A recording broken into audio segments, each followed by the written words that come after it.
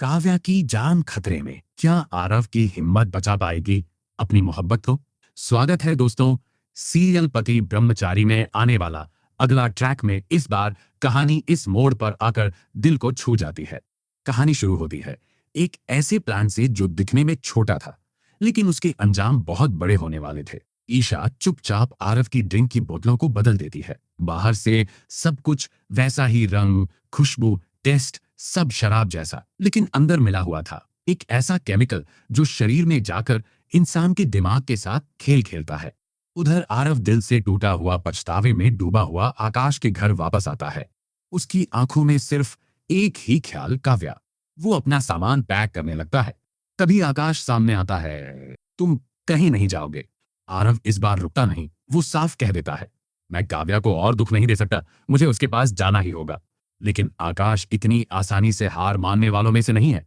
वो चाल चलता है, आरव के जख्म कुरेदता है, उसे सूरज की वो बातें याद दिलाता है जिन्होंने उसके आत्मसम्मान को चोट पहुंचाई थी, और फिर एक बोतल उसके हाथ में थमा देता है। आरव बिना सोचे गुस्से और दर्द में गटगट पी जाता है।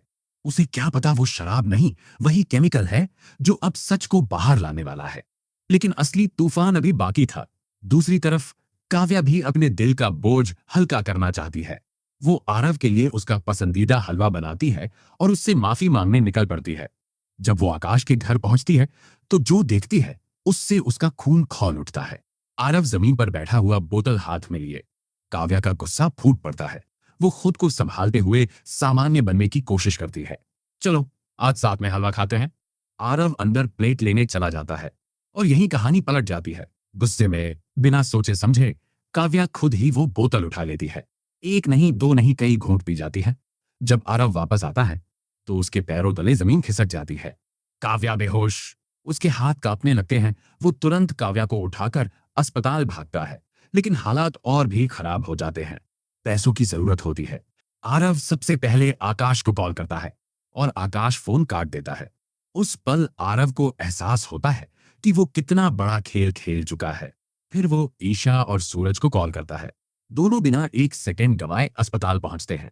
काव्या की हालत देखकर सूरज का गुस्सा फूट पड़ता है। वो सीधे आरव को जिम्मेदार ठहराता है। आरव के पास कोई जवाब नहीं, सिर्फ झुका हुआ सिर और जुड़े हुए हाथ। तभी डॉक्टर बाहर आते हैं और जो सच बताते हैं वो सबको हिला देता है। काव्या ने ऐसा लिक्विड पिया है जो इंसान के दिमाग को अस्थिर कर देता है, गुस्सा बढ़ाता है और उसे पागलपन की हालत में ले जा सकता है।